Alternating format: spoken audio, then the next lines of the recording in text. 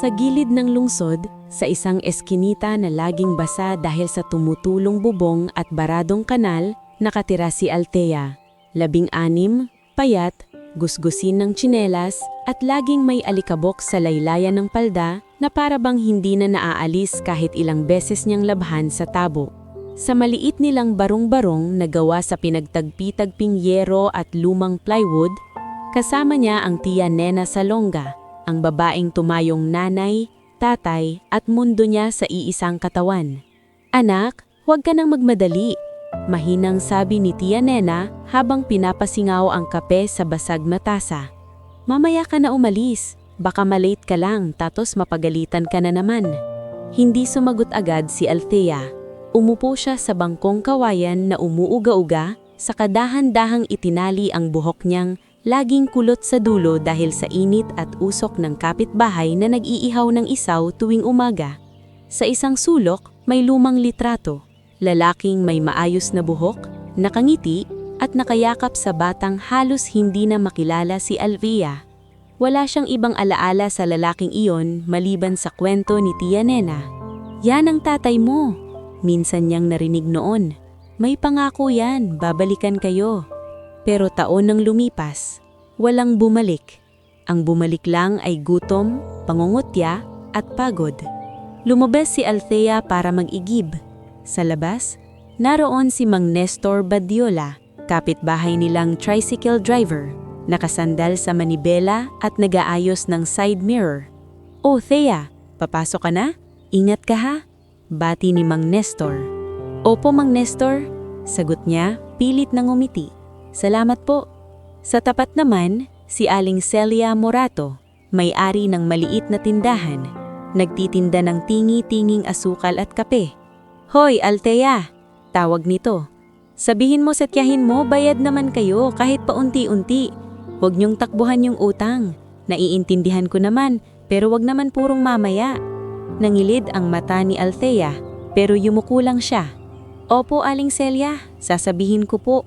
Hindi niya sinabing kagabi, narinig niyang umiiyak si Tia Nena sa dilim.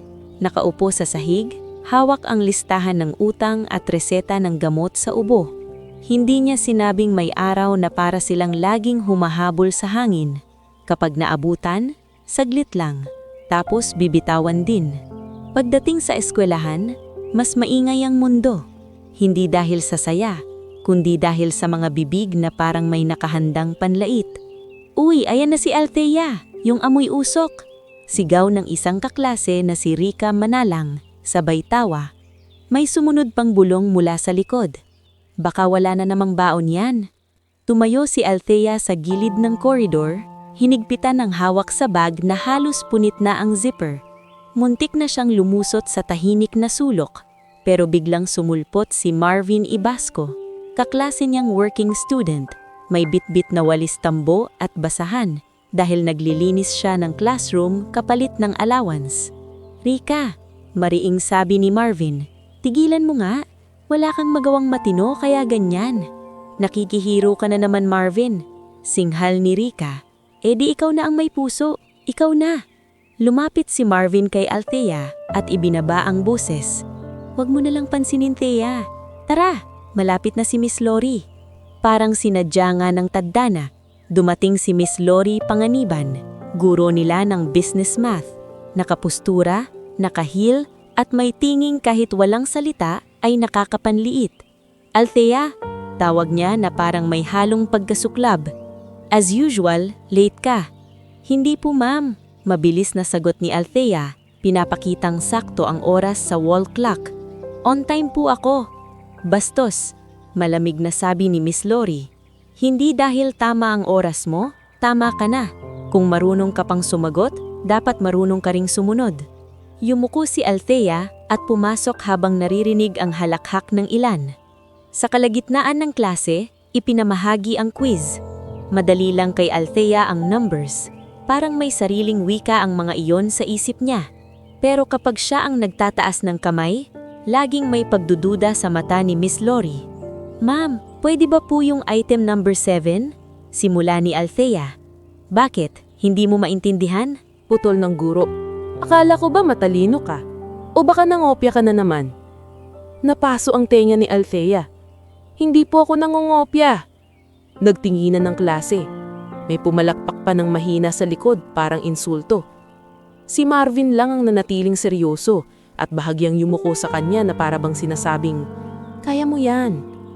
Pagkatapos ng klase, hinabol si Althea ng guidance counselor, si Sir Edgar Mijares. May dalang folder at may matang hindi nanunumbat. "Althea?" Mahinahong nitong tawag. "Sandali." Kinabahan siya. May problema po ba, sir?" "Wala. Umupo ka." Sabi nito, tinuro ang upuan. "Napansin ko lang, maganda ang scores mo. Hindi lang basta maganda, consistent." Tahimik si Althea nakatingin sa sahig. "Hindi madaling pumasok araw-araw na may dalang bigat," dagdag ni Sir Edgar. "Hindi ko alam lahat ng pinagdadaanan mo, pero alam ko yung tao na hindi sumusuko kahit ginagawang biro." Napasingot si Althea. "Sir, hindi ko naman po gusto to. Gusto ko lang makatapos. Para kay Tia Nena." Napangiti si Sir Edgar pero may lungkot. "At para rin sa'yo. Huwag mong kalimutan yon." Pag-uwi niya sa eskinita, madilim na ang langit at umaambon. Sa loob ng barong-barong, nakita niya si Tia Nena na nakaupo, hawak ang tuwalya sa dibdib na parang pinipigil ang ubo. May kasamang dalawang babae, si Aling Mercy di Maunahan at si Neneng Luwalhati, kapitbahay nilang mahilig magbalita. "Uy, Althea," bungad ni Aling Mercy. "May bisita kayo kanina ha? Hindi namin kilala. Maayos manamit, parang abogado." Nanlamig ang batok ni Althea. "Abogado?" Hindi pa nakakasagot si Tia Nena. Bumukas ang pinto. Pumasok ang isang matandang lalaki na may payong, nakasuit, kahit simple, at may bitbit na manipis na maleta. Ang mga mata niya ay hindi mapanghusga, kundi parang matagal nang may hinahanap. "Magandang gabi," sabi ng lalaki. "Ako si Attorney Clemente Razon." Tumayo si Tia Nena na tila binigla ng multo. "Attorney?" Tumanggo si Attorney Clemente at dahan-dahang inilabas ang isang sealed envelope mula sa coat pocket. "Kailangan ko po kayong makausap, Tia Nena. At kailangan ko rin siyang makilala." Tumingin siya kay Althea. "Ikaw si Althea?" Hindi makasalita si Althea sa una. Tumanggo lang siya. Lumapit si Attorney Clemente. Inilapag ang sobre sa lamesang kahoy. "May bagay akong dala na matagal nang naghihintay. At may mga taong ayaw na makarating ito sa'yo." "Anong ibig niyong sabihin? Sino kayo? Bakit kayo nandito?" Dahan-dahang huminga si Attorney Clemente saka naglabas ng lumang susi. Mabigat, kulay tanso at may ukit na parang crest. May iniwang susi para sa bata at may liham ng tanging nakapangalan ay Althea Mariquit de Vera. Parang may kumalabog sa dibdib ni Althea. "De Vera ba?" Bulong niya. "Hindi naman po. Sa Longga po kami." Napapikit si Tia Nena at biglang napaupo. Para siyang nawala ng lakas sa isang iglap. Sa gilid, si Neneng Luwalhati ay napanganga, habang si Aling Mercy ay kinabahan at kusang lumabas na parang ayaw makialam sa bagay na masyadong mabigat. "Tia," naninginig na tawag ni Althea. "Anong sinasabi niya?" Hindi agad sumabot si Tia Nena. Nangingilid ang luha sa mata niya at ramdam ni Althea na matagal nitong kinikimkim ang isang bangin sa dibdib. "Tia, Attorney Clemente, akala ko tapos na yan. Akala ko ligtas na siya." "Hindi po. Dahil lang totoo, may mga pangakong hindi natatapos sa pagtatago." Lumapit si Althea sa lamesa, pinisil ang gilid ng basag na kahoy. "Tia, sabihin mo sa akin, please." Huminga si Tia Nena ng malalim, sa kadahan-dahang tumingin sa kanya, parang unang beses niyang hinaharap ang buong katotohanan. "Anak," mahinang sabi niya, "hindi sa Longga ang apelyido mo. Inampun ko lang kita sa papel kasi iyon ang taling paraan para mabuhay ka." Nanlaki ang mata ni Althea. "Ano? Bakit?" Kumirot ang boses ni Tia Nena sa bawat salita. "Ang nanay mo, si Maris de Vera, namatay siya sa aksidenteng Hindi malinaw. Hindi kailanmang inimbestigahan ng tama. At bago siya nawala, iniwan niya ang isang pangako na balang araw, may darating para kunin ka at ibalik sa iyo ang dapat sa iyo. Bumagsak ang luha ni Althea na hindi niya namalayang pinipigil.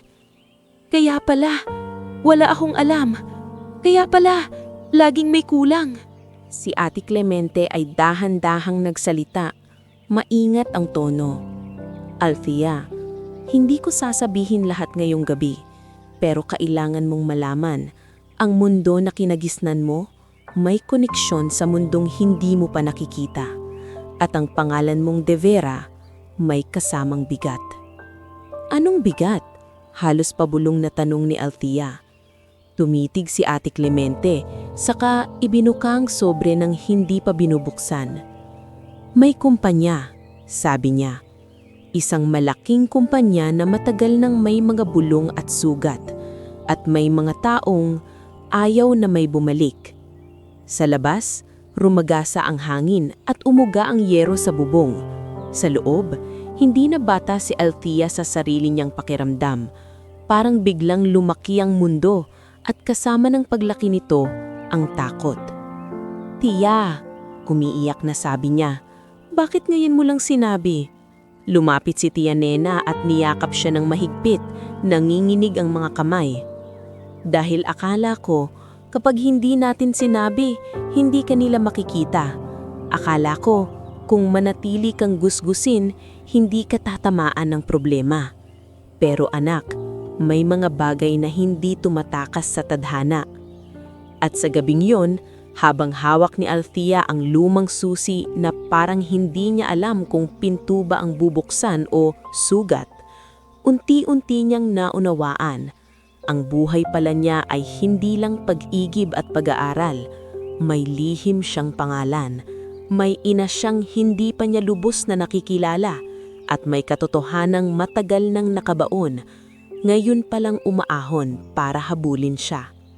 Hindi agad nakatulog si Althea ng gabing yon. Ang tunog ng hangin sa yero, ang ubo ni Tia Nena sa dilim, at ang bigat ng lumang susi sa palad niya, parang lahat iyon may sariing tibok na nakikipag-unahan sa tibok ng puso niya. Sa maliit na lamesang kahoy, nakapatong ang sobre na may seal, at sa tabi nito, ang litrato ng lalaking matagal na niyang tinatawag na tatay nang hindi sigurado kung may karapatan ba siya. "Ate Clemente?" Mahina niyang tawag, parang natatakot na baka may biglang maglaho kapag binigkas. "Bakit parang delikado?" Naupo ang matandang abogado sa bangkong kawayan, hindi nagmamadali. "Delikado kung hindi ka mag-iingat," sagot niya. "Pero mas delikado kung mananatili kang tahimik habang pinipili ng iba ang kapalaran mo." Napahawak si Tia Nena sa dibdib niya, nanginginig ang boses. "Kung pupunta siya roon, baka mapahamak siya." "Tia Nena," sabi ni Ate Clemente, mas malumanay kaysa kanina. Matagal na siyang nasa panganib kahit hindi niya alam. Ang kaibahan ngayon, alam na natin. At kapag alam mo na, may pagkakataon kang kumilos. Nangangiti si Althea pero hindi iyon saya, parang pilit na tibay. "Kung totoo po ito, kung totoong De Vera ako, ibig sabihin may dahilan pala kung bakit parang may butas ang buhay ko." Huminga si Tia Nena, saka tumingin sa kanya na puno ng pagsisisi. "Anak, pinrotektahan ko lang kita, yun ang alam kong paraan." Dahan-dahang binuksan ni Ate Clemente ang sobre. Hindi niya binasa lahat, parang ayaw niyang sunugin ang gabi sa sobrang bigat. Pero sapat ang unang pahina para bumaliktad ang mundo ni Althea. May pangalan niya roon, buong buo, at may pirma sa ibaba na hindi niya kilala, ngulit tila may autoridad na hindi pwedeng baliwalain. "Bukas ng umaga," sabi ni Ate Clemente, "dadalhin kita sa headquarters." "Bukas na agad?" Napasinghap si Tia Nena. "Habang maaga," sagot ng abogado. "Kapag tumagal, mas maraming galaw ang kalaban. Hindi natin alam kung sino-sino ang nakatingin." Napalunok si Althea. Kailangan ko po bang magbihis ng maayos? Napatingin si Ate Clemente sa kupas niyang damit at sa punit niyang bag. Magbihis ka kung ano ang meron ka. Ang mahalaga, dala mo ang katotohanan at dala mo ang bag na iyon. Kinabukasan, bago pa sumikat ang araw, naglakad si Althea kasama si Tia Nena palabas ng iskinita. Sumunod si Ate Clemente, bitbit ang maleta. Sa kanto, si Mang Nestor Badiola ang unang nakapansin sa kanila. "Oh, Thea, ang aga niyo sabi ni Mang Nestor, sabay silip sa nakasuit na matanda. "May lakad kayo?" Napatingin si Tia Nena, tila gustong umiwas sa usisa. Pero si Althea ang sumagot, diretso at mahina. May kailangan po akong asikasuhin, Mang Nestor." "Kung ano man yan," sabi ni Mang Nestor, "mag-ingat ka. May mga araw na parang biglang lumalaki ang mundo, tapos ikaw yung pinapagitna." Napangiti si Althea. Unang beses na may salita sa paligid na hindi pangungutya. "Salamat po." Sa jeep, nakadikit si Althea sa bintana. Dumadaan ang mga billboard, mataas na building, mga taong parang laging may hinahabol. Naisip niya, ganito ba ang mundo na kinabibilangan ng kumpanya na sinasabi ni Attorney Clemente? Mundo ni may aircon at elevator, hindi amoy kanal at usok. Pagdating nila sa business district, halos mapangiwi si Althea sa linis ng sidewalk. Parang nakakahiyang tumapak gamit ang tsinelas niyang manipis. Pinisil niya ang strap ng luma niyang backpack na halos hindi na sumasara. Sa loob noon, nakalagay ang susi, ang sobre, at iba pang bagay na ipinagbili ni Attorney Clemente na wag niyang bibitawan kahit kailan. "Althea!" bulong ni Tia Nena habang papalapit sila sa mataas na gusali. "Kung may masamang mangyari..." Wala nang sinabi si Althea. Hinawakan niya lang ang kamay ng tiyahin niya at pinisil iyon. Parang siya ang nagsasabing, "Ako naman ang magtatanggol sa iyo na yon." Sa lobby ng Solis and Wyeth Holdings, tumama agad sa balat ni Althea ang lamig ng aircon at ang bigat ng mga tingin. May mga taong naka-ID lace, may mga babaeng naka-blazer, may mga lalaking ang bilis maglakad na parang may sariling oras. Sa may pintuan, lumapit ang security supervisor na si Santino Paredes. Malapad ang balikat, seryoso ang mukha. "Miss, bawal po ang tambay dito," sabi ni Santino. Tinapunan ng tingin ng gusgusin niyang outfit. "May appointment po ba kayo?" Hindi pa nakakasagot si Althea. Nagsalita na si Attorney Clemente. Kalmado pero may bigat. "May pakay kami sa board at may legal na usapin." Napaangat ang kilay ni Santino. "Board? Dito?" Sa reception, naroon si Jessa Cañete. Nakaayos ang buhok, mabilis ang daliri sa keyboard. Nang makita si Attorney Clemente, bahagyang nagbago ang postura niya. Tila kinilala ang pangalan kahit hindi niya aminin. "Good morning, Attorney," sabi ni Jessa. Maingat ang tono. "May meeting po ba kayo?" "Paki-inform si Miss Mila Carrion," sagot ni Attorney Clemente. "At sabihin mo, may dala kong dokumento para sa board." Mula sa gilid, dalawang batang empleyado, mukhang trainees, ang napasilip, si Liam Soto at si Bambi Ariola. Halata sa kanilang mata ang pagtataka at sa bibig ni Bambi ang pinipigil na tawa. "Uy!" pabulong ni Bambi. "Bakit may batang pulubi dito?" Narinig iyon ni Althea.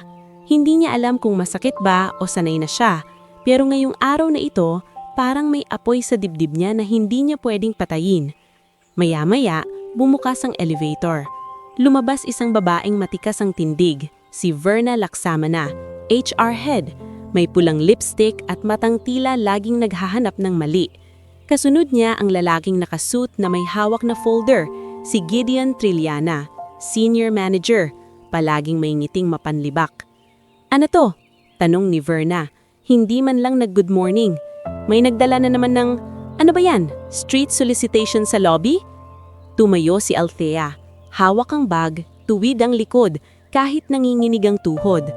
Sa mismong gitna ng malawak na lobby, sa harap ng mga taong abala at nanonood, binitawan niya ang mga salitang ilang beses niyang inulit sa isip mula kagabi, para hindi siya umurong. "Nandito ako para kunin ang pinamanang kumpanya sa akin." Wika niya. Malinaw, kahit pa nagbitak ang boses dun sa dulo. Saglit na tumigil ang mundo. Pagkatapos, parang sabay-sabay pumutok ang mga halakhak. Ay grabe! Tawa ni Gideon. Halos lumuhod. Pinamanang kumpanya? Ikaw?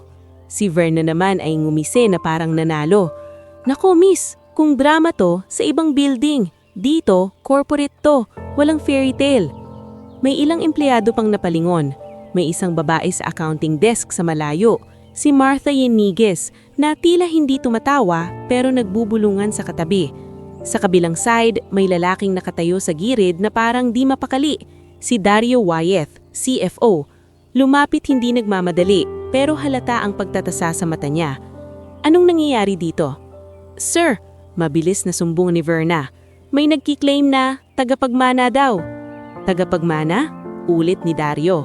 At sa unang beses, nakita ni Althea isang bagay sa mukha niya. Hindi tawa, parang isang aniw na biglang dumaan. Lumapit si Attorney Clemente at inilabas ang sobre. Mr. Wyeth, Sabi niya, hindi ito palabas. May dokumentong kailangang makita ng board. Nang sandaling iyon, lumabas mula sa elevator ang isang matandang lalaki na simple lang ang suot, hindi kasing formal ng iba, pero may presensyang hindi pwedeng baliwalain. Kasama niya ang executive secretary na si Mila Carion, mukhang nagmamadali. Attorney Clemente, sabi ng matandang lalaki, mababa ang boses. Narinig ko ang ingay. Dr. Ismael Solis, tugon ni Attorney Clemente. Bahagyang yumuko. Buti dumating kayo. Nakangiti ng bahagya si Dr. Ismael pero seryoso ang mata. Tumingin siya kay Althea mula ulo hanggang paa. Hindi mapanghusga, parang sinusukat ang tapang. Anong pangalan mo, iha? Tanong niya. Althea. Althea Marikit de Vera, sagot niya. Kahit pa parang hirap siyang banggitin ang apelido na bago sa dila niya. May bahagyang pagbabago sa mukha ni Dr. Ismael, parang may pamilyar na tunog. Sumama kayo sa conference room, utos niya. Dito hindi tayo mag-iingay. Habang naglalakad sila, naririnig ni Althea ang bulong-bulong. Scam yan, baka pera ang habol. Sino yung abogado? Bakit kasama si Dr. Solis? Sa conference room, pinaupo si Althea sa dulo ng mahabang mesa. Nandoon si Dario, si Verna, si Gideon, si Mila at si Dr. Ismael. May ilang staff na nagdala ng tubig pero hindi natagal, parang ayaw ma-involve. Kung gusto mo ng atensyon, malamig na sabi ni Verna, nakuha mo. Ngayon, patunayan mo. Hindi sumagot si Althea. Sa halip, dahan-dahan niyang inilapag ang luma niyang backpack sa mesa. Nanginginig ang kamay niya, hindi sa takot lang, kundi sa bigat ng sandaling ito. Buksan mo, sabi ni Gideon, nakangising parang nanunood ng circus. Tinignan ni Althea si Attorney Clemente. Tumanggo ito, parang sinasabing, ngayon na.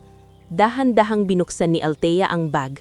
Una niyang inilabas ang sealed envelope at inilapag sa harap nila. Kasunod ang lumang ledger na makapal, may lumang pirma sa cover. Pagkatapos, ang signet ring, kumintab sa ilaw ng conference room, may ukit na crest na tila hindi basta costume jewelry. Huli niyang inilabas ang USB na may label na For the Board, Truth File. Hindi na tumawa si Gideon, biglang nanahimik si Verna at ang mga daliri niya na kanina'y nagtatap sa mesa ay tumigil. Si Dario sa unang pagkakataon bahagyang napaatras sa upuan, parang may biglang sumuntok sa sikmura niya. Nasaan mo nakuha yan? Tanong niya hindi na malamig, kundi aligaga. Iniwan, sagot ni Althea, halos pabulong. Iniwan, para sa akin. Kinuha ni Attorney Clemente ang unang dokumento at binuklat. Dr. Ismael, sabi niya, babasahin ko ang pinaka-importante. Tumanggo si Dr. Ismael. Nakatitig na parang gusto nang matapos ang pagdududa. Binasa ni Attorney Clemente ang nilalaman, hindi lahat, pero sapat para magbago ang hangin sa kwarto. Legal na kinikilala si Althea bilang tagapagmana. May nakasaad na proseso ng verifikasyon at may pahina na may babala na may mga taong sangkot sa pagnanakaw at pagtatakip sa loob ng kumpanya. Nang marinig iyon, parang may dumaan na kilabot sa balat ni Althea. Hindi siya umasa na ganito kabigat. Akala niya kukunin lang niya ang karapatan, pero pati palang panganib kasama. Hindi ito pwedeng ilabas, mabilis na sabi ni Verna, pero hindi niya matago ang panginginig sa boses. Attorney, this is sensitive. Mas sensitive, Putol ni Attorney Clemente, ang katotohanang matagal ninyong tinatabunan. Tahimik si Althea, pero sa loob niya may isang pangakong bumubuo. Hindi na siya babalik sa eskinita bilang batang walang pangalan. Kung may lalaban sa kanya, lalaban siya pabalik. Hindi para magyabang, kundi para mabuhay ng may dangal. At habang nakatingin siya sa mga mukha sa mesa, lalo na kay Dario na pilit pinapakalma ang sarili, naramdaman niyang nagsisimula pa lang ang unos. At ang bag na dating simpleng lagayan ng lumang notebook ay naging sisidlan ng katotohanang kayang magpayanig ng buong kumpanya. Nabigatan si Althea sa katahimikan matapos mailatag ang laman ng bag sa conference room. Parang huminto ang oras sa conference room. Ang tunog lang ng aircon at mahinang pagkaluskos ng pahina ang umiikot sa iting niya. Si Dario Wyatt na kanina'y tila nakakita ng multo, pilit ibinalik ang mukha sa pagiging kontrolado. Si Verna Laksama na naman ay hindi na nakatawa.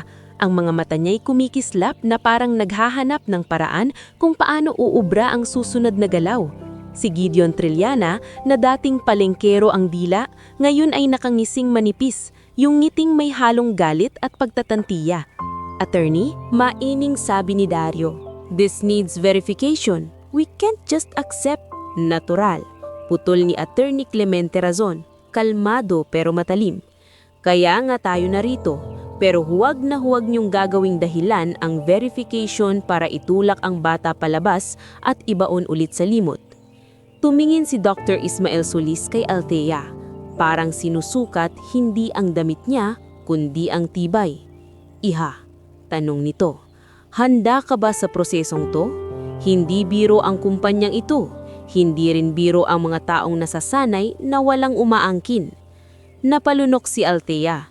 Sa isip niya, bumalik ang iskinita, ang ubo ni Tia Nena, ang mga pangungutya sa school. Hindi niya alam kung paano maging handa, pero alam niyang ayaw na niyang bumalik sa dati na parang walang nangyari. "Opo," sagot niya, bagamat nanginginig ang boses. "Hindi po ako nandito para magpaawa. Nandito po ako kasi eto na lang ang natitira kong sagot." May bahagyang pag-iling si Verna, parang gusto niyang sabihin na ang sagot ni Althea ay walang kwenta. Ngulit bago pa siya magsalita, sumingit si Dr. Ismael. "Temporary observer status," utos nito. "Mila, iproseso mo. Attorney Clemente, you will be allowed to attend certain sessions as counsel." "Dr. Ismael," kontra ni Verna, mabilis. "Verna," putol ni Dr. Ismael, "this is a board-level matter. Hindi ito HR issue na pwedeng takpan ng policy." Napangiti si Attorney Clemente sa gilid, pero hindi iyon ngiting panalo, ngiting may babala. Nang lumabas sila sa conference room, parang nag-iba ang tingin ng hallway sa kanya. Hindi na basta batang pulubi. May halong takot, halong curiosity, halong pagkainis. Pagdaan niya sa lobby, nakita niyang nakatayo si Tia Nena sa tabi ng security desk. Hawak-hawak ang rosaryo, habang si Santino Paredes ay tila nagbabantay pa rin ngunit hindi na ganun kaangas. "Anak," mahinang tawag ni Tia Nena nang makalapit si Althea. "Okay lang po ako, Tia," sagot ni Althea, pero sa totoo lang, gustong-gusto niyang yumakap at umiyak. Hindi niya ginawa. Sa araw na iyon, hindi siya pwedeng magmukhang babasagin. Sa reception, si Jessa Cañete ang nag-abot ng visitor's pass na may nakasulat na Observer. "Miss Althea, sir, kailangan niyo po munang maghintay sa annex meeting room. May tatawag sa inyo." "Opo," sagot ni Althea. Napansin niya, hindi na miss na may pangmamaliit. May respeto kahit konti. Pagpasok niya sa annex meeting room, doon niya unang nakilala ang ilang taong hindi mukhang handang mangutya. Una, ang lalaking may dalang folder at calculator na parang extension ng kamay niya, si Nico Lardizabal, Internal Audit Officer. Hindi ito ngumiti agad. Prangka ang muka, pero diretsyo. "Ikaw ba si Althea?" tanong ni Nico. "Opo." "Totoo ba na ikaw yung tagapagmana?" tanong niya ulit, walang paligoy-ligoy. Hindi alam ni Althea kung paano sasagot sa ganung tanong. Inaayos pa po yung verification." Tumanggo si Nico. "Good. Kasi kung scam ka, sasabihin ko yan sa harap ng lahat. Pero kung totoo ka, maraming tao dito ang matagal nang kinakain ng sistema. Nabigla si Althea. Hindi niya inaasahan ang ganoong tono. Hindi pambubola, hindi pamungutya. Katotohanan. Sumunod namang pumasok ang isang babaeng mabilis maglakad na may ID na IT Systems at may laptop na parang sandata. Si Cara Sevilla, matalas ang mata, diretso ang balikat. "Ah, ikaw pala," sabi ni Cara, tumingin sa bag ni Althea. "I heard may USB ka. Don't worry, hindi ko kukunin, pero kung kailangan mong isecure, sabihin mo lang." "Salamat," mahinang tugon niya. Maya-maya, pumasok si Mila Carrion, Executive Secretary, may hawak na ilang dokumento. "Althea, may temporary arrangement. You will be allowed to observe some sessions, but you are not allowed to roam freely. For your safety." "Safety?" Napatanong si Althea. Hindi sumagot si Mila agad. Tumingin sandali sa pintuan, parang nag-iingat kung may nakikinig. May mga taong masyadong invested para hindi ka makarating dito. That's all I can say. Sa unang linggo, doon nagsimula ang tunay na bitag. Ipinatawag si Althea sa HR office. Nandoon si Verna Laksamana, nakaupo sa malambot na silya na parang trono. Sa paligid, may mga staff na tahimik. Isa doon ang HR assistant na si Pia Dizon, nakayuko habang nagtatype. "Althea," sabi ni Verna, sweet ang tono pero halatang may pako sa dulo. "Since observer ka, we want to help you understand corporate processes. May simpleng task lang kami." Ipinatong ni Verna ang isang folder sa mesa. "Confidential files to, employee payroll adjustments. Dadalhin mo lang sa records room at ipapareceive mo kay Rowena Braganza." Napalunok si Althea. "Confidential po? Ako po ba dapat ang humawak?" "Observer ka nga sagot ni Verna. Ngumisi. "Or natatakot ka? Baka hindi ka talaga bagay dito." Hindi niya alam kung test ba iyon o patibong. Pero naramdaman niyang kapag umatras siya, gagamitin nilang dahilan para sabihing mahina siya at hindi karapat-dapat. Kaya kinuha niya ang folder, bagamat mabigat sa dibdib. Paglabas niya, hinabol siya ni Nico sa hallway. "Anong dala mo?" tanong nito. Kita ang pagkabahala. "Pinapadala sa records room," sagot ni Althea. Nag-scan si Nico sa folder at napamura ng mahina. "Shh! Payroll adjustments? Bakit sa iyo pinahawak yan?" "Ewan ho," sabi ni Miss Verna, "task lang." Humigpit ang panga ni Nico. "Althea, listen. Dito, ang task, minsan, bitag. Huwag kang gagalaw mag-isa. Tara, sasamahan kita." Bago pa sila makarating sa records room, may biglang sumulpot na lalaking payat pero matapang ang aura. Si Kaloy Umali mula accounts, nakangiti ng pilit. "Oy, internal audit," sabi ni Kaloy kay Nico. "Anong ginagawa nyo? HR matter yan ah." Hindi lumingon si Nico ng matagal. "Company matter to. Kung may problema ka, kausapin mo ako sa formal meeting." Nang makarating sila sa records room, naroon si Rowena Braganza, procurement lead na may hawak na stamp, kunwari abala. Tinanggap niya ang folder, pero ang tingin niya kay Althea ay parang may sinasabi, "Kaya kitang sirain." Lumipas ang 2 oras. Biglang nag-alarma ang HR floor. "Missing file!" sigaw ni Verna sa hallway. "Confidential payroll file, nawala." Parang binuhusan ng yelo si Althea. Nakita niya si Verna na papalapit, dala ang dramatikong galit. "Althea," malakas na sabi ni Verna, sinasadya para marinig ng mga tao. "Ikaw ang humawak, di ba? Nasaan na?" Naibigay ko po kay Rowena," sagot ni Althea, nanginginig. "Sinungaling," singhal ni Verna. "Rowena says wala siyang natanggap. So now, breach to. Stealing confidential documents. We can call security." Sa gilid, nagtipon ng ilang empleyado. May mga matang nag-aabang ng eskandalo. Naroon pa si Gideon, nakangiti na parang nanonood ng palabas na siya ang director. Bago pa makapagsalita si Althea, sumingit si Kara, hawak ang tablet. CCTV footage already pulled, sabi ni Kara, diretso kay Nico. And interesting, kitang-kita si Althea na nag-abot ng folder kay Rowena. Namutla si Rowena at si Verna ay biglang tumigas ang balikat. Pero hindi pa rin tapos ang laban. Baka edited, pilit na sabi ni Verna. IT can manipulate.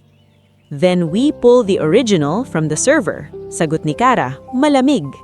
And for your info, HR doesn't have access to the CCTV server, only IT and security under strict protocol.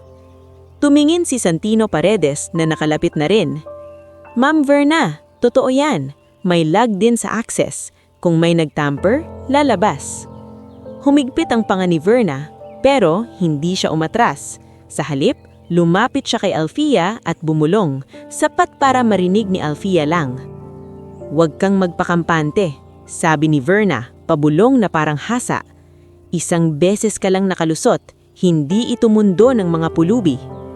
Nanginginig si Althea ng galit, hindi ng takot. Gusto niyang sumagot, pero pinigilan niya ang sarili.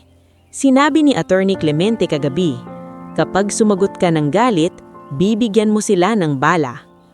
Sa kantin bandang hapon, doon siya ang unang nakahinga. Naroon ang vendor na si Tess Roldan, may hawak na sandok, amoy lugaw at pritong isda ang paligid. Ay, ikaw pala yung bata sa lobby, sabi ni Tess, hindi mapanghusga. Kumain ka muna, mukha kang malulunod sa pagod. Wala po akong... Simula ni Althea. Wag na, putol ni Tess. Sabay abot ng tray. Dito maraming mayayaman pero marami ring gutom sa loob. Hindi mo kailangang mag-isa. Sa kabilang mesa, may matandang maintenance na naglilinis ng sahig, si Mang Pilo Navarro. Lumapit siya at iniabot ang malamig na tubig. Dahan-dahan lang iha, sabi niya. Ang mga pader dito maganda pero may mga lihim. Matagal na ako nandito. Nakita ko yung mga mababait na nauubos kasi walang tumatayo. Napatingin si Althea sa kanya. Bakit po kayo tumatayo? Ngumiti si Mang Pilo, pero may pagod. Kasi may anak akong babae. Ayokong paglaki niya matuto siyang yumuko sa mali.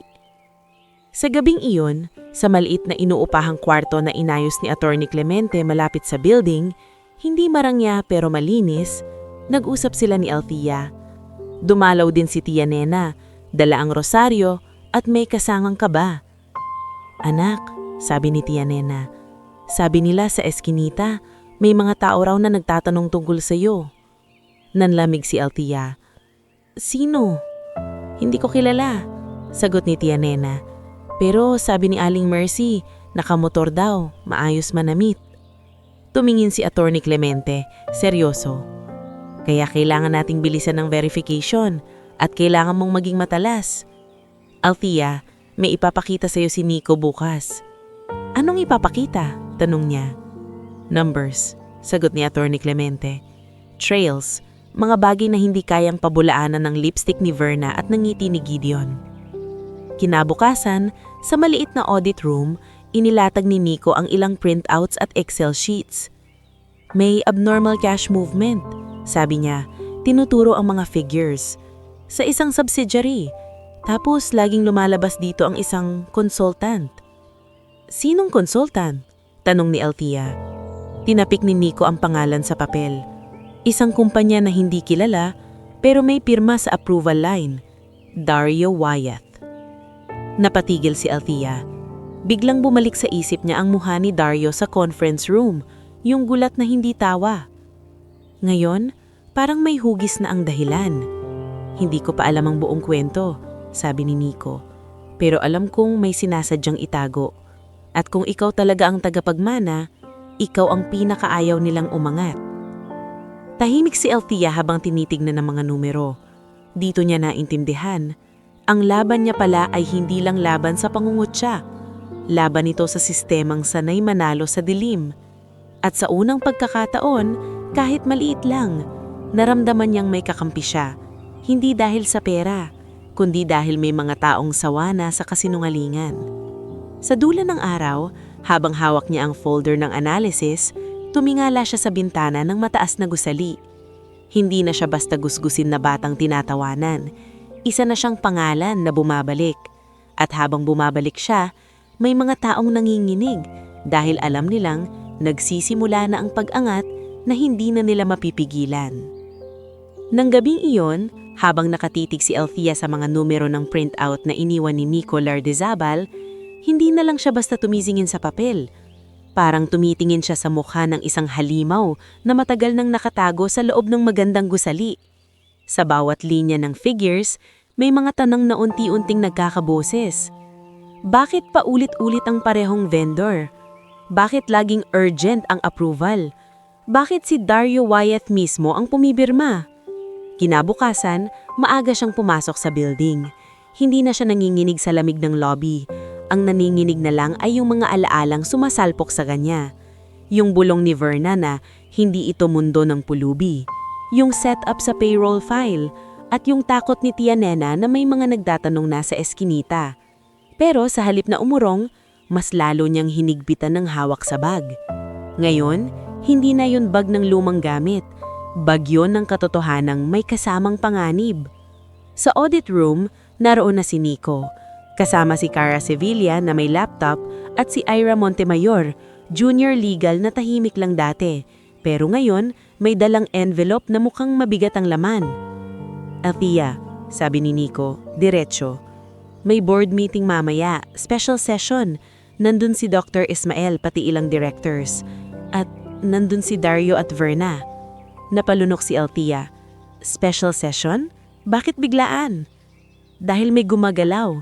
Sagot ni Cara, sabay bukas ng laptop. May attend kagabay na i-access ang CCTV server logs at alam mo kung kaninong credentials ang ginamit? Kanino? Tanong ni Althea. Tumikim si Cara, parang pinipigilan ng inis. HR admin account, under Verna's department, but the IP came from an executive floor. Napapikit si Nico. They're preparing. Si Ira, na kanina patahimik, dahan-dahang nagsalita. At ako, may nahanap. Tumingin si Althea sa envelope sa kamay ni Ira. Ano yan? Old records, sagot ni Ira. May lumang case file tungkol sa aksidente ng nanay mo, si Maurice De Vera. Hindi ito official closure. May memo, may signatures, may mga pirma na pamilyar sa company history. Parang may humigpit sa dibdib ni Althea. Pwede ko bang makita? Sa board na, sabi ni Ira, maingat. Doon dapat ilabas. Kung dito pa lang, baka mawala ulit. Sa gitna ng usapan, pumasok si Attorney Clemente Razon. Nakasuit, may dalang slim folder at ang mukha niya ay parang batong hindi tinatablan ng takot. Handa na kayo? Tanong niya. Hindi agad sumagot si Althea. Tumanggo siya ng dahan-dahan. Hindi dahil sigurado siya, kundi dahil wala na siyang ibang landas. Pagdating ng oras, dinala sila sa mas malaking boardroom sa executive floor. Mas malamig ang hangin doon, mas tahimik, mas mabigat ang tingin ng mga taong nakaupo sa mahabang mesa. Naroon si Dr. Ismael Solis sa dulo. May hawak na pen, nakatingin na parang alam niya kung gaano kabigat ang mangyayari. Sa gilid, nakaupo si Mila Carrion, nag-aasikaso ng minutes. Naroon din si Martha Inieguez, senior manager sa accounting, na tila nagdadalawang isip kung sasang-ayon sa alinmang panig. Si Gideon Trillana ay nasa kabilang side, nakasandal, nakangiting pilit, ngiting may halong panlalamon. At syempre, nasa gitna si Dario Wyeth, nakaayos ang tie, pero ang mata ay hindi mapakali. Sa tabi niya, si Verna Laksamana, maayos ang lipstick, pero ang mga daliri ay hindi tumitigil sa pagtap sa mesa. Let's begin, sabi ni Dr. Ismael, mababa ang boses. This is a special session regarding the De Vera claim and related integrity issues. Integrity issues. Parang salitang hindi bagay sa mga taong nasa harap ni Althea. Tumayo si Attorney Clemente. Dr. Ismael, directors, panimula niya. We will present evidence not only of Althea Marikit De Vera's rightful claim, but also of irregularities, that appear to be connected to the attempt to erase her existence. Objection. Mabilis na singit ni Verna. Tumayo rin. This is turning into a circus. We are here for inheritance verification, not accusations. Sit down, Verna. Sabi ni Dr. Ismael, walang emosyon pero may authority. You will have your chance. Sumingit si Dario, kunwari kalmado. Attorney, if you have accusations, bring them to proper authorities. This board is not a courtroom. Then why does the board keep covering it? Tanong ni Attorney Clemente, diretso. Why do we have files that vanish, access logs that get tempered, and a child who gets framed within days of entering the building? Tahimik ang boardroom. Maging si Gideon ay bahagyang tumigil sa pagngisi. Tumayo si Nico Lardizabal. Hindi ito board member, pero pinayagan siya ni Dr. Ismael. As internal audit, I've been tracking cash movements in one subsidiary. There are repeated payments to a consultant company with no clear deliverables. All approvals trace back to executive sign-offs. Which executive? Tanong ni Dr. Ismael. Hindi nagtumpik-tumpik si Nico. CFO Dario Wyeth. Parang may sumabog sa loob ng kwarto pero walang tunog. Yung uri ng pagsabog na nag-iiwan ng gulat sa mukha ng tao. Kumunot ang noo ni Dario. Tumawa ng pilit. Ridiculous, sabi niya. Audit can misinterpret. Those are legitimate consulting fees. Cara Sevilla ang tumayo, binuksan ng laptop at inikot ang screen sa board. Then explain this, sabi niya. We have internal emails and contract drafts, some marked urgent, and the metadata shows these documents were revised late at night repeatedly by the same set of users, HR admin, procurement, and executive accounts. Si Verna ay napabulalas. That's illegal access. You can't just... Actually, putol ni Cara, malamig. I'm the IT specialist assigned to secure company systems. I can access logs, and I logged every step. Napatingin si Dr. Ismael kay Mila. Mila, note that, lumakas ang tibok ng puso ni Althea pero hindi pa niya nailalabas ang pinakamabigat, ang USB at ang envelope na dala ni Ira. Si Attorney Clemente ay tumingin kay Althea, parang sinasabing, ngayon, dahan-dahang tumayo si Althea sa harap ng mga taong nakasuit at may titulo. Siya'y mukhang maliit, pero ang maliit na tao, kapag may hawak na katotohanan, minsan mas malaki pa si mga pader. Inilabas ko po ito, sabi niya, paos pero malinaw. Dahil sinabi sa akin na may mga taong ayaw akong makarating dito. At may dahilan. Ipinatong niya ang USB sa mesa. Ito po, dagdag niya. May label na for the board, truth file. Nagbago ang kulay ng mukha ni Dario. Parang may pumigil sa hininga niya. Si Verna naman, bahagyang napasandal. Parang biglang nakaramdam ng hilo. Ano yan? Tanong ni Gideon. Nakangiting pilit pero halata ang kaba sa mata. Play it. Utos ni Dr. Ismael. Cara ang kumuha ng USB at isinaksak sa secure laptop. Binuksan niya ang folder. May audio files, may video clips, at may scanned documents. Habang naglo-load, tumahimik ang lahat. Parang may sasaksak sa hangin. Lumabas ang unang clip, isang recording sa isang opisina. May boses ng lalaking pamilyar ang tono. Hindi pa nakikita ang mukha pero ang pananalita, ang bigat, ang lamig, si Dario. Siguraduhin yung walang babalik. Rinig sa recording, kapag may lumitaw na de vera, tapusin bago pa makarating sa board. Hindi natin hahayaang may umangkin. Parang may humila sa sikmura ni Althea. Hindi siya makahinga. Si Attorney Clemente ay nanatiling tuwid pero ang panga niya ay humidpit. Stop! Sigaw ni Verna, tumayo ng bigla. That's fabricated. Pero sumunod ang clip. May usapan tungkol sa fake contracts at kickbacks. May mga pangalang binanggit. Rowena Braganza, Kaloy Umali at isang codename na Project Clean Slate. Nang banggitin ng Clean Slate, napapikit si Martha Iniguez. Tila napagtanto ang mga piraso na dati bulong-bulong lang. Dumating ang pinakamatinding sandali nang lumabas ang scanned memo na may lumang date. Taon pa bago ipanganak si Althea. Nakasaad doon ang forced transfer of shares at risk mitigation kung sakaling may hair claim.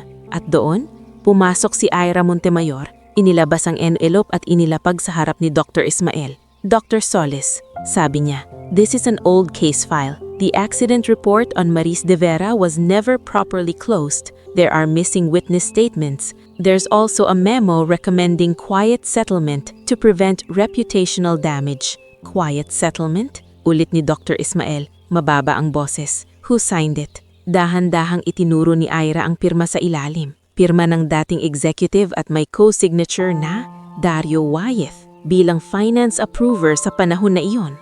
Nag-iba ang anyo ni Dario. Hindi na siya kalmado. Tumayo siya. Halatang galit at takot ang halo. This is a witch hunt.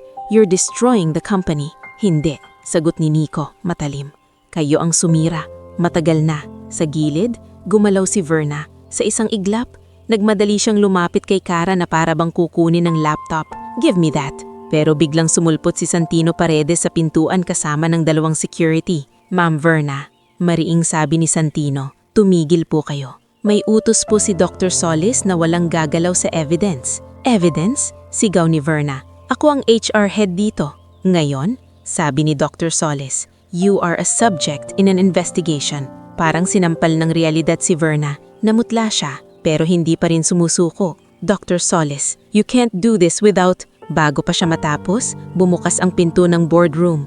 Pumasok ang isang lalaking naka-uniforme, Superintendent Raul Menor, kasama ang babaeng naka-formal attire na may daladalang folder at ID, Attorney Dalia Quintanar, representative ng regulators. Good afternoon, sabi ni Sup Menor. We received a formal complaint and preliminary evidence of fraud, falsification, and obstruction. We are here to secure records and issue necessary warrants. Hindi makapaniwala ang ilan. Si Gideon ay biglang napaupong tuwid.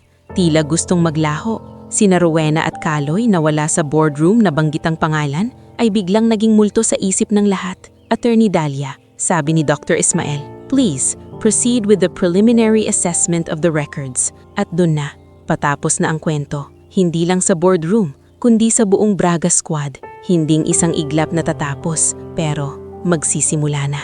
Sabi ni Dr. Ismael, seryoso, we will cooperate. Lumapit si Attorney Dalia, tinignan ang USB evidence at tumango. We will need copies and chain of custody documentation. Also, we will be issuing hold orders on certain assets pending investigation. Si Dario ay umatras, parang naghahanap ng exit. This is... Mr. Wyeth, sabi ni Subtendent Menor, you are requested to come with us for questioning. Any attempt to leave may be considered obstruction. Sa isang iglap, sinubukan ni Dario lumakad papunta sa pinto. Ngunit hinawakan siya ng security at ni Santino. Nagkagulo ang sandali, hindi sigawan ng mga empleyado, kundi yung tensyon ng taong sanay mag-utos pero ngayon ay hindi na masunod. Si Verna ay nanginginig, hindi na kayang itago ang takot. Hindi nyo alam ang ginagawa nyo, bulong niya, parang nawala ng hangin. Si Althea sa gitna ng lahat, hindi makagalaw. Hindi dahil gusto niyang tumakas, kundi dahil biglang bumuhos ang bigat ng lahat ng taon. Ang pagkawala ng ina, ang pagtatago ni Tia Nena, ang gutom, ang pangungutya, ang takot. Lahat pala iyon may ugat. Lumapit si Attorney Clemente at marahang hinawakan ang balikat niya. Huminga ka, bulong nito. Hindi pa tapos ang proseso pero ito ang simula ng katotohanan. Tumulo ang luha ni Althea pero hindi siya humagulgol. Tahimik lang, luha ng batang matagal na nagtitimpi. Sa loob ng boardroom na puno ng mamahaling upuan, siya ang tanging may luha at sila ang mga dating naghahari, ang mga nanginginig. Sa labas ng executive floor, habang sinisilyuhan ng regulators ang ilang opisina, narinig ni Althea ang mga bulungan ng staff. Hindi na pulubi, ngayon tagapagmana. Ngunit higit sa lahat, yung batang nagdala ng ebidensya. Nang gabing iyon, dinala ni Althea si Tia Nena sa isang maliit na cafe sa tabi ng building. Hindi para mag-celebrate, kundi para huminga. Hinawakan niya ang kamay ng tiyahin at sa unang pagkakataon, siya ang nagsalita ng may pangakong hindi niya na kayang bitawan. Tia, mahina niyang sabi, hindi ko po alam kung gaano pa kahaba to, pero natatakot pa rin ako. Pinisil ni Tia Nena ang kamay niya, umiiyak. Ako rin anak, pero proud ako kasi hindi ka na tumatakbo. Tumingin si Althea sa bintana, sa mga ilaw ng lungsod. Hindi niya alam ang susunod na araw, pero alam niya may mga taong bumagsak na at may mga kasinungalingang nabiyak na. At sa gitna ng lahat ng yun, si Althea, ang batang gusgusin, ay nakatayo pa rin. Hindi dahil matapang siya sa simula, kundi dahil pinili niyang tumindig kahit nanginginig. Pagkatapos ng gabing nagbukas ang truth file, hindi na bumalik ang kumpanya sa dating ritmo. Kinabukasan, pagpasok ni Althea sa lobby ng Solis and Wyeth Holdings, hindi na lang lamig ng aircon ang sumasalubong sa kanya, kundi ang bigat ng mga mata na ngayon ay may halo ng hiya, galang at takot. Sa gilid ng reception, nakita niyang nagkukumpulan ng ilang empleyado, nag-uusap ng pabulong. May mga balita na sa phones nila, may investigasyon, may regulators, may mga opisina na nakaseal. Ngunit kahit pa napaluhod ang mga dating nangungutya, hindi ito ang araw ng pagdiriwang para kay Althea. Ang dibdib niya ay parang may dalawang bato. Isa, ang relief na nabunyag ang katotohanan, isa, ang bigat na alam niyang hindi pa tapos ang laban dahil ang hustisya, hindi yan isang meeting lang. Sa executive floor, ipinatawag ni Dr. Ismael Solis si Althea. Kasama roon si Attorney Clemente, si Mila Carion at ang ilan pang directors na dating tahimik lang sa background. Naroon din si Nico at Cara, hindi bilang bida, kundi bilang mga taong kailangang manatiling nakatayo habang linilinis ang kalat. Althea, panimula ni Dr. Ismael, officially, you are now recognized as the rightful heir under the interim board resolution pending final court confirmation. This means you have rights at may responsibilidad. Napalunok si Althea. Dr. Solis, hindi ko po alam paano maging ganito. Hindi mo kailangang magkunwari, sagot ni Dr. Ismael, diretsyo. Ang kailangan mo, matuto, at huwag kang papayag na gamitin ka ng kahit sino. Sumingit si Ate Clemente. May plano kami, hindi ka agad uupo sa mataas na posisyon, hindi dahil hindi mo kaya, kundi dahil ayaw nating bigyan ng pagkakataon ng mga kalaban na sabihing incompetent ka. We will build your foundation. Foundation? Ulit ni Althea. Tumanggo si Mila Carion at inilapag ang isang folder. Special program, sabi niya. Corporate governance orientation, compliance training, basic finance sessions. May schedule at may mentors. Mentors? Tanong ni Althea, parang hindi makapaniwala. Si Nico para sa internal controls, sabi ni Dr. Ismael. Si Cara para sa systems at cybersecurity, at si Ira sa legal basics, especially on handling cases na may pinalaman sa family estate. Napatingin si Althea kina Nico at Cara. Si Nico ay tumanggo lang, parang sinasabing trabaho ito. Si Cara naman, bahagyang ngumiti pero may babala sa mata. Huwag kang papayag na malunod sa emosyon. Sa labas ng boardroom, nahabol siya ni Jessa Cañete. May dalang maliit na envelope at isang ID lace na bago. Miss Althea, sabi ni Jessa, halatang kinakabahan. May bagong badge po kayo, hindi na observer. Interim executive access po, limited. Salamat, sagot ni Althea. Hindi alam kung paano tatanggapin ang mga bagay na dati pangarap lang niyang makita. Saglit na tumahimik si Jessa bago nagsalita ulit. Kung okay lang po, gusto ko lang sabihin, pasensya na po. Nung unang araw, natakot ako. Akala ko, istorbo kayo. Hindi nagalit si Althea. Sa halip, napangiti siya ng bahagya. Hindi mo kasalanan, Jessa. Dito kasi sanay ang tao na sumunod sa unang tingin. Pero ngayon, sabi ni Jessa, mas malakas na ang boses.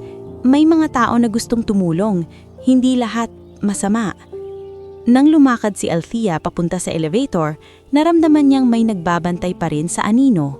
Hindi na sina Verna at Dario ang mukha ng panganib, kundi ang mga natitirang tahimik, yung hindi pa nalalantad, yung maaring nagkukubli para bumawi.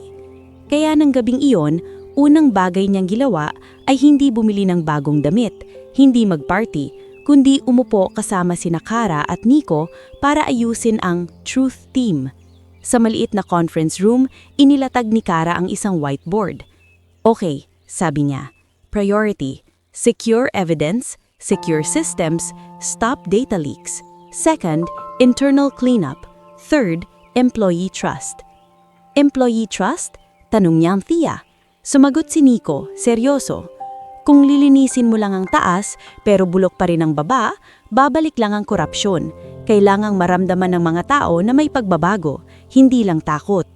Sa sulok, dumating si Ira Montemayor, may dalang listahan ng pending cases.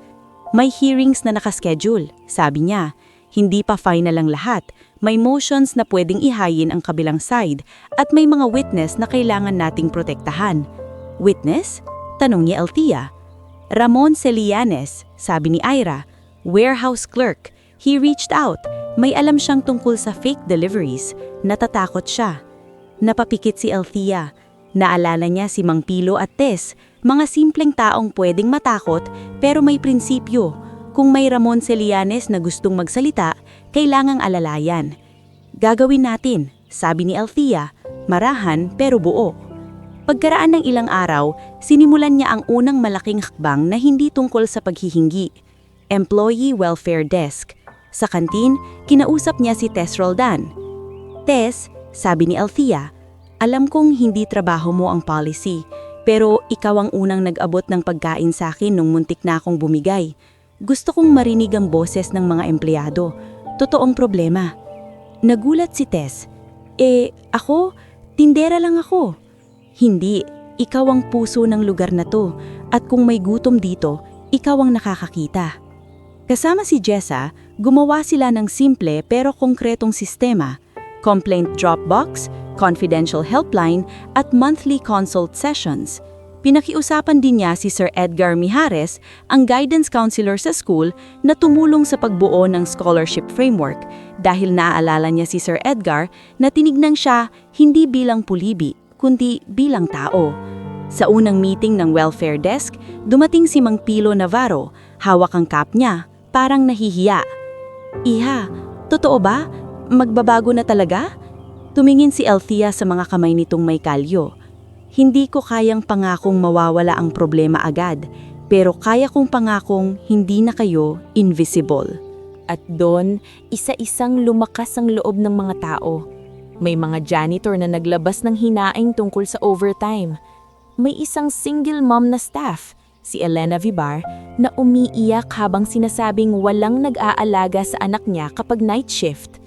May IT junior si Paulo Nakpil na nagsabing dati, takot siyang magsumbong ng system loopholes dahil baka siya pa ang sisihin. Hindi lang si Althea ang nakikinig. Nandun si Nico, nagsusulat. Nandun si Cara, naglalagay ng action steps. Dito, naramdaman ni Althea na ang kapangyarihan pala, hindi lang pangganti, pang-ayos din. Sa personal na buhay, unti-unti rin siyang nag-aayos, pero hindi marangya.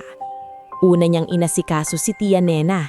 Dinala niya ito sa isang maliit na klinik na partner ng kumpanya at doon unang beses nagpa-check up nang hindi nangihiram.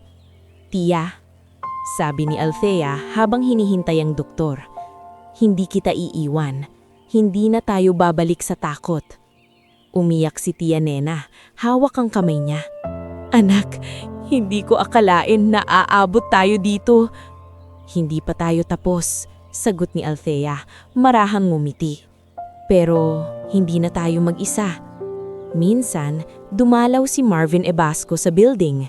May dala siyang lumang notebook at may hiya sa mata. Thea, sabi niya, hindi ko alam kung dapat ba akong pumunta. Baka iba na mundo mo.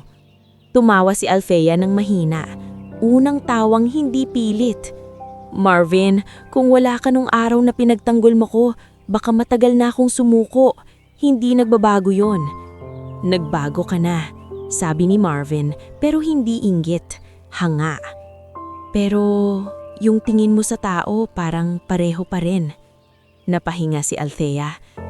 Kasi alam ko yung pakiramdam na tinatapakan. Sa mga susunod na buwan, hindi naging madali. May hearings, may legal filings, may mga pagbabanta na dumaan sa anonymous emails na natanggap ni Cara at na-block ng system. May mga dating kaaliat ni Verna at Dario na nagtatangkang maglinis ng pangalan. May mga empleyado ring hindi pa rin naniniwala at may mga sumisisi kay Althea kapag bumababa ang stocks dahil sa scandal. Isang gabi, matapos ang mahaba at nakakapagod na meeting, umakyat si Althea sa rooftop terrace ng building. Humangin. Sa ibaba, kumikislap ang ilaw ng lungsod, parang dagat ng mga pangarap at takot na magkakahalo. Dumating si Dr. Ismael. Tahimik, may dalang-dalawang bote ng tubig. "Hindi ka na bata," sabi ni Dr. Ismael, sabay abot ng bote. "Pero bata ka pa rin sa mundong ito. How are you holding up?" Tinanggap ni Althea ang tubig. Naninginig ang daliri niya sa pagod. "Hindi ko po alam kung tama lahat ng ginagawa ko," amin niya. "Minsan, natatakot ako na baka mali ang desisyon ko at madamay ang mga tao." "Fear is normal," sagot ni Dr. Ismael. "Ang hindi normal, yung hindi ka natatakot kahit may nasasaktan. Ibig sabihin, may konsyensya ka." Tahimik si Althea. "Gusto ko lang po linisin ang pangalan ni Mama." Tumanggo si Dr. Ismael. "At ginagawa mo. But remember, cleaning a name is one thing. Building a future is another. Huwag mong hahayaang ang buhay mo umikot lang sa sakit." Kinabukasan, dinala ni Althea ang bulaklak sa puntod ni Maris de Vera. Kasama niya si Tia Nena at sa malayo si Attorney Clemente na hindi lumalapit, parang nagbibigay ng espasyo. Lumuhod si Althea at inilapag ang bulaklak, hinaplos ang malamig na bato. "Ma," bulong niya, "hindi ko alam kung naririnig mo, pero natapos na yung tahimik na takot. Hindi na nila kayang burahin tayo." Huminga siya, pinigilan ng luha. "Hindi pa tapos ang kaso, pero hindi na ako yung batang gusgusin na tinatawanan. Ako na to, anak mo, at gagawin kong maayos ang iniwan mo." Pagbalik niya sa kumpanya, inilunsad niya ang unang malaking programa, De Vera Integrity Program. Hindi slogan lang, kundi proseso. Stronger audit controls, whistleblower protection, transparent procurement rules. Si Ramoncelli, matapos maprotektahan, ay nagbigay ng testamento. Isa-isang nahuli ang mga butas. Sa araw ng launch, tumayo si Althea sa harap ng mga empleyado. Wala siyang mamahaling gown, simple lang ang blouse, maayos ang buhok, at ang mata, hindi natakot, kundi malinaw.